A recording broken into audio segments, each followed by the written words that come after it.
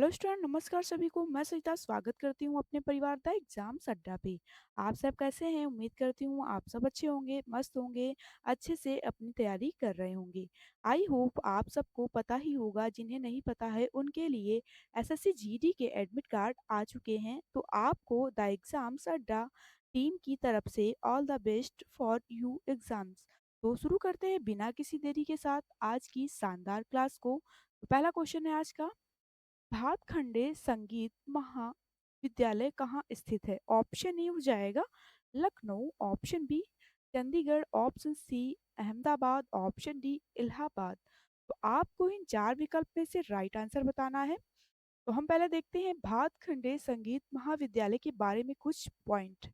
इसे पहले marriage college of Hindustani music के नाम से जाना जाता था। इसकी स्थापना पंडित विष्णु नारायण भातखंडे ने जुलाई 1926 में की थी। तो भातखंडे संगीत महाविद्यालय कहाँ स्थित है? तो ये स्थित है लखनऊ में। ऑप्शन ए राइट आंसर हो जाएगा। तो हम चलते हैं अगले प्रश्न की ओर। अगला प्रश्न है, हिंदुस्तानी संगीत का सर्वाधिक प्राचीन घराना कौन सा है? ऑप्शन ए ग्वालियर घराना, ऑप्शन बी लखनऊ घराना, ऑप्शन सी आगरा घराना, ऑप्शन डी जयपुर घराना।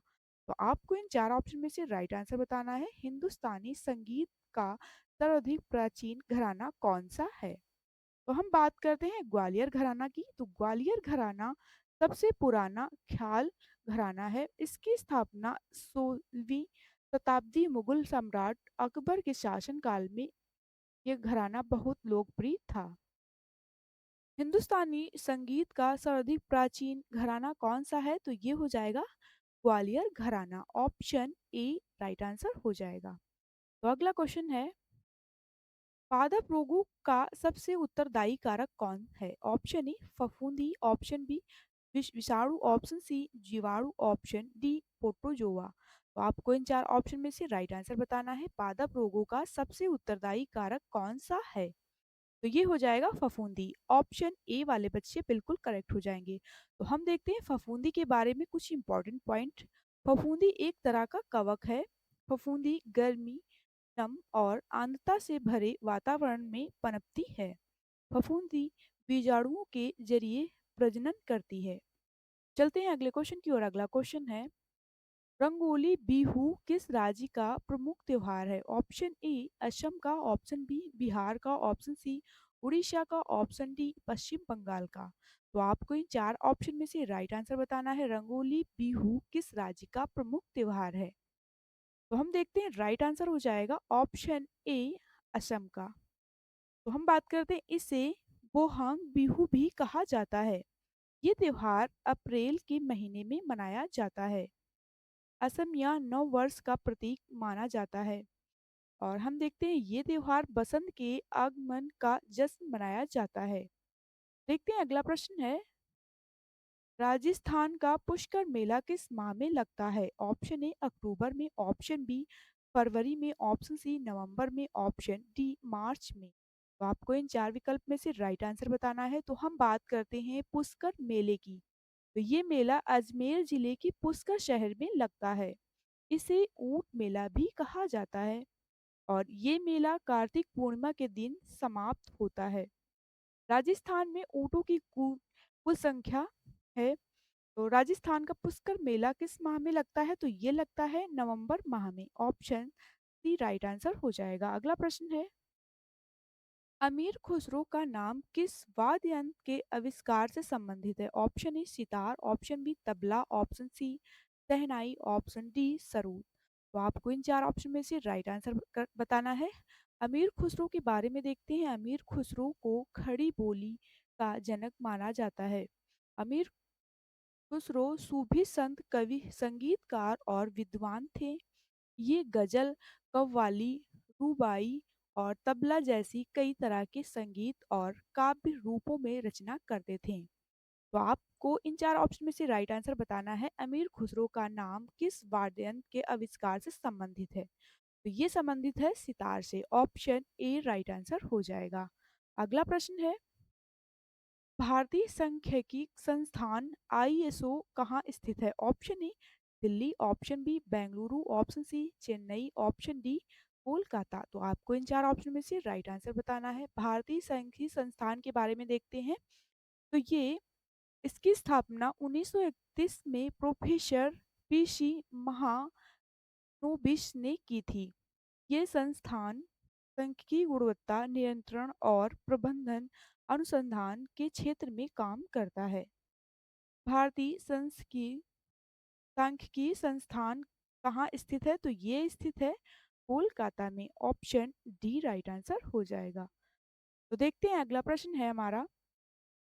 केरल की राजकीय भाषा है। Option A Kannada, option B Telugu, option C Malayalam, option D हो जाएगा तमिल। तो आपको इन 4 ऑप्शन में से राइट आंसर बताना है। तो हम बात करते हैं मलयालम की। तो ये केरल के अलावा लक्षद्वीप और पुदुचेरी में भी बोली जाती है। मलयालम भारत में करीब 3.5 करोड़ लोग बोलते हैं। केरल का नृत्य कथकली है। तो केरल की राजकीय भाषा कौन सी है? तो ये हो जाएगी Malayalam. Option C right answer हो जाएगा। तो देखते हैं अगला प्रश्न है। माउंट आबू और दिलवाड़ा मंदिर किसको समर्पित है? ऑप्शन ए भगवान विष्णु जी को, ऑप्शन बी भगवान शिव जी को, ऑप्शन सी हो जाएगा भगवान बुद्ध जी को, ऑप्शन डी जैन तीर्थकर। तो आपको इन 4 ऑप्शन में से राइट आंसर बताना है। तो हम बात करते हैं दिलवाड़ा मंदिर के बारे में कुछ इंपॉर्टेंट फैक्ट। दिलवाड़ा मंदिर जैन मंदिर राजस्थान के सिरोही जिले के माउंट आबू में है।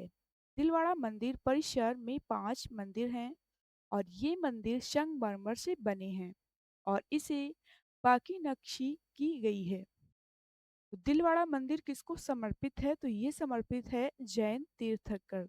ऑप्शन डी राइट आंसर हो जाएगा। अगला प्रश्न है। उत्तर प्रदेश की सर्वाधिक लंबी नदी कौन सी है? ऑप्शन ए आगरा नहर, ऑप्शन बी ऊपरी गंगा नहर, ऑप्शन सी शारदा नहर, ऑप्शन डी इनमें से कोई नहीं। तो आपको इन 4 ऑप्शन में से राइट आंसर बताना है। उत्तर प्रदेश की सर्वाधिक लंबी नदी कौन सी है? तो ये हो जाएगी शारदा नहर। ऑप्शन सी राइट आंसर हो जाएगा। तो हम देखते हैं कुछ महत्वपूर्ण बिंदु शारदा नदी के बारे में। शारदा नहर का निर्माण 1920 में शुरू हुआ था और 1928 में पूरा हुआ था और ये नहर उत्तर प्रदेश और नेपाल सीमा के पास शारदा नदी से मिलती है। शारदा नदी को काली या महाकाली नदी भी कहा जाता है। देखते हैं अगला प्रश्न है। प्रवासी भारतीय दिवस कब मनाया गया है? ऑप्शन ए 1 जनवरी को, ऑप्शन बी हो जाएगा 25 जनवरी को, ऑप्शन सी 1 दिसंबर को, ऑप्शन डी हो जाएगा 9 जनवरी को। तो आपको इन 4 ऑप्शन में से राइट आंसर बताना है। प्रवासी भारतीय दिवस कब मनाया गया है? तो ये मनाया गया है 9 जनवरी को। ऑप्शन बी राइट आंसर हो जाएगा। तो हम बात करते हैं प्रवासी भारतीय दिवस के बारे में। तो 2025 में 18वां प्रवासी भारतीय दिवस सम्मेलन 8 से 10 जनवरी के बीच उड़ीसा के भुवनेश्वर में आयोजित किया गया था। 9 जनवरी 1915 को महात्मा गांधी दक्षिण अफ्रीका से लौटे थे। तो चलते हैं अगले क्वेश्चन की ओर। अगला प्रश्न है। भारतीय भाषाओं को कितने प्रमुख वर्गों में बांटा गया है? Option A 3, option B 4, option C 6, option D 8। तो आपको इन 4 ऑप्शन में से राइट आंसर बताना है। भारतीय भाषाओं को कितने प्रमुख वर्गों में बांटा गया है? तो ये बांटा गया है 4 वर्गों में। ऑप्शन बी राइट आंसर हो जाएगा। भाषाओं को 2 प्रमुख वर्गों में बांटा गया है। आकृतिक, पारिवारिक या ऐतिहासिक। चलते हैं अगले प्रश्न की ओर। अगला प्रश्न है। मातकों को अंतरराष्ट्रीय पद्धति कब लागू की गई है? ऑप्शन ए 1969 ईस्वी में, ऑप्शन बी हो जाएगा 1971 ईस्वी में, ऑप्शन सी 1991 में, ऑप्शन सी हो जाएगा 1983 में। तो आपको इन 4 ऑप्शन में से राइट आंसर बताना है। मातृकों की अंतरराष्ट्रीय पद्धति के बारे में देखते हैं कुछ फैक्ट। इसकी स्थापना 1960 में हुई थी। भारत में ये प्रणाली 1 अप्रैल 1957 को लागू हुई थी। ये वैज्ञानिक कामों के लिए इस्तेमाल की जाने वाली इकाइयों की एक सुगत प्रणाली है। अंतर्राष्ट्रीय पद्धति कब लागू की गई थी? तो ये की गई थी 1971 ईस्वी में। ऑप्शन बी राइट आंसर हो जाएगा। तो हम चलते हैं अगले प्रश्न की ओर। अगला प्रश्न है हमारा, कार्बन का सर्वाधिक कठोरतम अपरूप कौन सा है? Option A graphite, option B कोयला, ऑप्शन सी हो जाएगा गैस कार्बन, ऑप्शन डी हीरा। तो आपको इन चार ऑप्शन में से राइट आंसर बताना है। तो हम बात करते हैं हीरे की। तो हीरा विद्युत का एक कुचालक होता है, ग्रेफाइट सुचालक होता है। ग्रेफाइट को गलनांक हीरे से ज्यादा होता है। तो आपको इन चार ऑप्शन में से राइट आंसर बताना है। तो कार्बन का सर्वाधिक कठोरतम अपरूप होता है हीरे का। ऑप्शन डी वाले बच्चे बिल्कुल करेक्ट हो जाएंगे। तो हम चलते हैं अगले प्रश्न की ओर। अगला प्रश्न है, उत्तर प्रदेश पटना पश्चिमी विहार किस जिले में स्थित है? ऑप्शन ए अलीगढ़ में, ऑप्शन बी एटा में, ऑप्शन सी हाथरस में, ऑप्शन डी कानपुर में। तो आपको इन चार ऑप्शन में से राइट आंसर बताना है। तो हम बात करते हैं पटना पश्चिमी विहार के बारे में। ये 108 हेक्टेयर क्षेत्र में फैला हुआ है और इसकी स्थापना 1991 में की गई थी। ये उत्तर प्रदेश का सबसे छोटा पक्षी विहार है और इसका क्षेत्रफल 1.5 वर्ग किलोमीटर है। तो आपको इन चार ऑप्शन में से राइट आंसर बताना ही है। उत्तर प्रदेश पटना पश्चिमी बिहार किस जिले में स्थित है? तो ये स्थित है एटा में। ऑप्शन बी राइट आंसर हो जाएगा। अगला प्रश्न है, बौद्ध धर्म ग्रहण करने वाली पहली महिला कौन थी? Option A Yashodhara, option B Mahamaya, option C हो जाएगा महा प्रजापति गौतमी, ऑप्शन डी हो जाएगा बिंबा। तो आपको इन चार ऑप्शन में से राइट आंसर बताना है। तो हम बात करते हैं महाप्रजापति गौतमी जी के बारे में। महाप्रजापति गौतमी और उनकी 500 भिक्षुणी साथियों के साथ निवारण की कई कहानी संस्करणों में प्रचलित हैं। महाप्रजापति गौतमी ने 120 साल की उम्र में महापरिनिर्वाण किया था। तो राइट आंसर हो जाएगा बौद्ध धर्म ग्रहण करने वाली पहली महिला थी Mahaprajapati Gautami. Option C right answer हो जाएगा। तो चलते हैं अगले प्रश्न की ओर। निम्नलिखित में से कौन सा राज्य संघ शासित प्रदेश नहीं है? Option A Arunachal Pradesh, option B हो जाएगा अंडमान निकोबार द्वीप समूह, option C Lakshadweep, option D Puducherry. तो आपको इन चार ऑप्शन में से राइट आंसर बताना है। कौन सा राज्य संघ शासित प्रदेश नहीं है? तो हम बात करते हैं अरुणाचल प्रदेश के बारे में। कुछ इंपॉर्टेंट पॉइंट देखते हैं। अरुणाचल प्रदेश की को उगते सूर्य का पर्वत कहा जाता है। अरुणाचल प्रदेश में कई जनजातियां रहती हैं। और हम बात करते हैं अरुणाचल प्रदेश की सीमा के बारे में। तो चीन, भूटान, नागालैंड, म्यांमार से लगती है। ईटानगर अरुणाचल प्रदेश की राजधानी हो जाएगी। तो कौन सा राज्य संघ शासित प्रदेश नहीं है? तो ये हो जाएगा अरुणाचल प्रदेश। ऑप्शन ए वाले बच्चे बिल्कुल करेक्ट हो जाएंगे। तो चलते हैं अगले प्रश्न की ओर। अगला प्रश्न है, किस राज्य में विधान परिषद की सदस्य संख्या सर्वाधिक है? ऑप्शन ए जम्मू कश्मीर की, ऑप्शन बी उत्तर प्रदेश की, ऑप्शन सी कर्नाटक की, ऑप्शन डी महाराष्ट्र की। तो आपको इन चार ऑप्शन में से राइट आंसर बताना है। तो हम बात करते हैं उत्तर प्रदेश के बारे में। उत्तर प्रदेश की विधान परिषद में कुल 100 सदस्य होते हैं। इनमें से 90 सदस्य चुनाव से आते हैं और 10 सदस्यों को राज्यपाल मनोनीत करता है। विधान परिषद की सदस्य संख्या सर्वाधिक है तो ये हो जाएगी उत्तर प्रदेश की। ऑप्शन बी राइट आंसर हो जाएगा। तो हम चलते हैं अगले प्रश्न की ओर। अगला प्रश्न है, किस भारतीय राज्य की पाकिस्तान के साथ सबसे लंबी सीमा है? ऑप्शन ए राजस्थान की, ऑप्शन बी पंजाब की, ऑप्शन सी गुजरात की, ऑप्शन डी हो जाएगा जम्मू की। तो आपको इन चार ऑप्शन में से राइट आंसर बताना है। पाकिस्तान के साथ सबसे लंबी सीमा किस राज्य की लगती है? तो हम बात करते हैं इसकी लंबाई 1222 किलोमीटर है। भारत और पाकिस्तान की सीमा 3323 किलोमीटर लंबी है। पाकिस्तान के स्थित प्रांत के बॉर्डर को जीरो पॉइंट कहते हैं। पाकिस्तान में जम्मू कश्मीर के कुछ हिस्सों पर कब्जा 1947 में कर लिया गया था।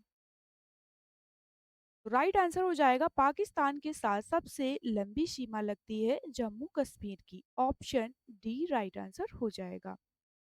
तो हम चलते हैं अगले प्रश्न की ओर। अगला प्रश्न है, अंडमान निकोबार द्वीप समूह कहाँ स्थित है? ऑप्शन ए अरब सागर में, ऑप्शन बी चीन सागर में, ऑप्शन सी हो जाएगा बंगाल की खाड़ी में, ऑप्शन डी हिंद महासागर में। तो आपको इन चार ऑप्शन में से राइट आंसर बताना है। अंडमान निकोबार द्वीप समूह कहाँ पर स्थित है?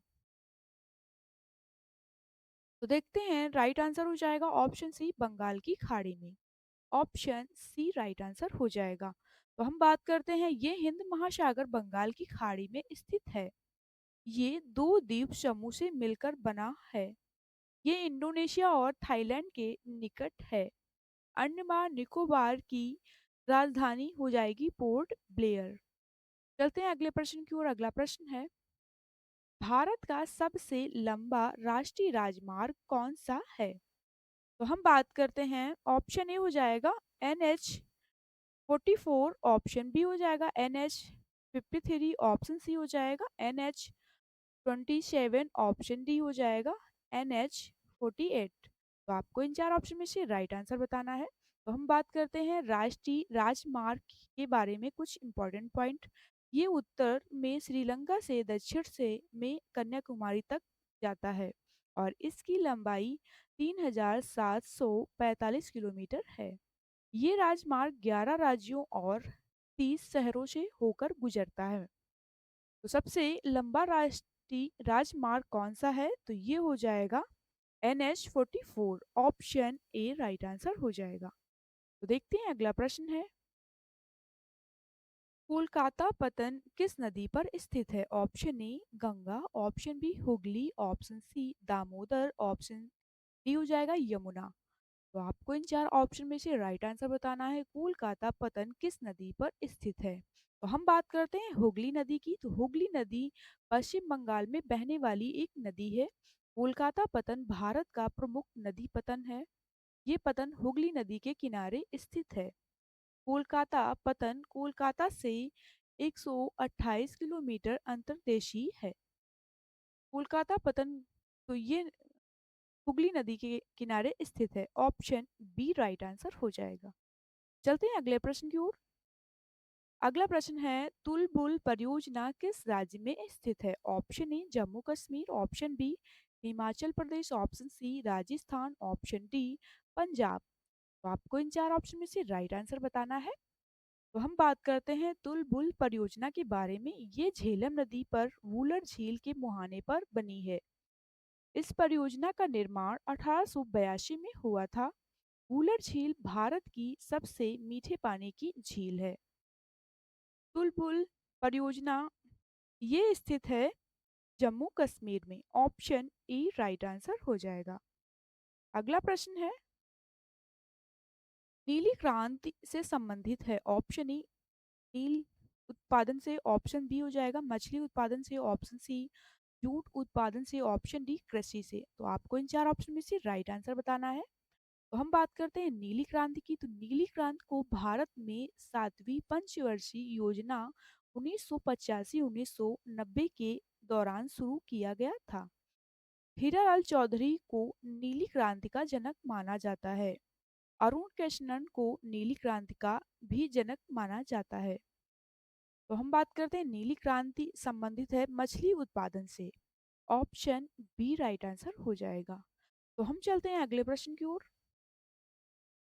अगला प्रश्न है, नमामि गंगे कार्यक्रम किस नदी से संबंधित है? ऑप्शन ए गंगा से, ऑप्शन बी ब्रह्मपुत्र से, ऑप्शन सी यमुना से, ऑप्शन डी नर्मदा से। तो आपको इन चार विकल्प में से राइट आंसर बताना है, नमामि गंगे कार्यक्रम किस नदी से संबंधित है। तो हम बात करते हैं नमामि गंगे कार्यक्रम के बारे में कुछ इम्पोर्टेंट फैक्ट। इस कार्यक्रम की शुरुआत जून 2014 में हुई थी। इस कार्यक्रम को राष्ट्रीय स्वच्छ गंगा मिशन के नाम से भी जाना जाता है।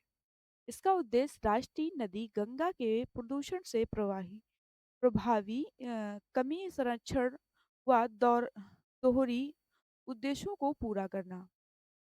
तो आपको इन 4 ऑप्शन में से राइट आंसर बताना है। नमामि गंगे कार्यक्रम किस नदी से संबंधित है? तो ये संबंधित है गंगा नदी से। ऑप्शन ए राइट आंसर हो जाएगा। तो चलते हैं अगले प्रश्न की ओर।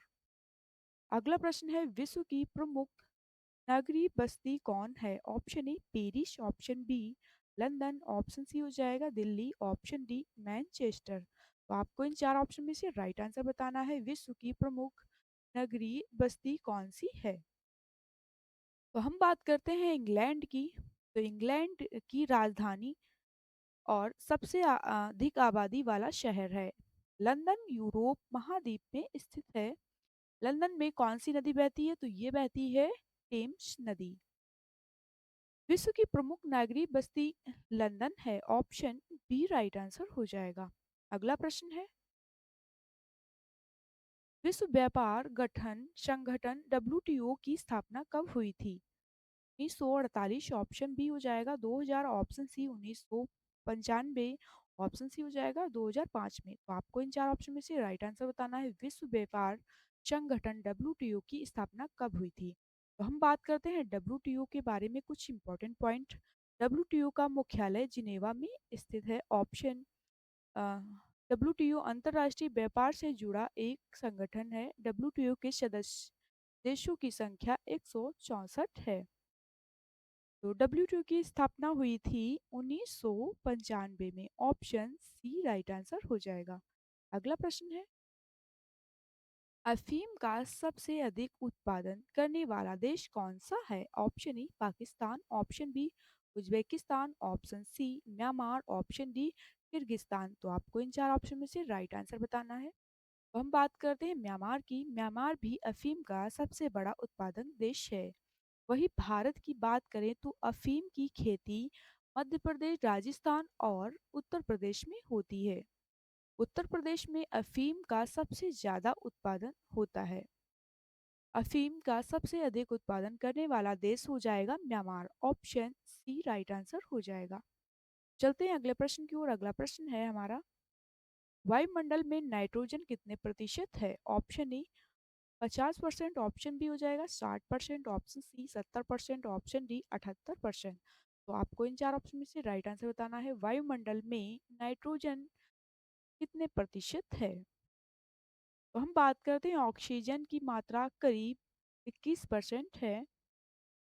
नाइट्रोजन का परमाणु क्रमांक हो जाएगा 7 और नाइट्रोजन गैस अमीनो एसिड का प्रमुख स्रोत है। तो वायुमंडल में नाइट्रोजन 78% पाई जाती है। ऑप्शन डी वाले बच्चे बिल्कुल करेक्ट हो जाएंगे। तो चलते हैं अगले प्रश्न की ओर। अगला प्रश्न है हमारा, विश्व में दूसरी सबसे ऊंची चोटी कौन सी है? Option A Mount Everest, option B हो जाएगा माउंट, ऑप्शन सी हो जाएगा K2, ऑप्शन डी इनमें से कोई नहीं। तो आपको इन 4 ऑप्शन में से राइट आंसर बताना है। विश्व में दूसरी सबसे ऊंची चोटी कौन सी है? तो हम बात करते हैं K2 की। तो K2 को माउंट गॉडविन अस्टीन के नाम से भी जाना जाता है। ये काराकोरम पर्वत श्रृंखला में स्थित है। इसकी ऊंचाई समुद्र तल से 8,611 मीटर है। K2 पाकिस्तान और चीन की सीमा पर स्थित है। तो विश्व में दूसरी सबसे ऊंची चोटी हो जाएगी K2। ऑप्शन सी वाले बच्चे बिल्कुल करेक्ट हो जाएंगे।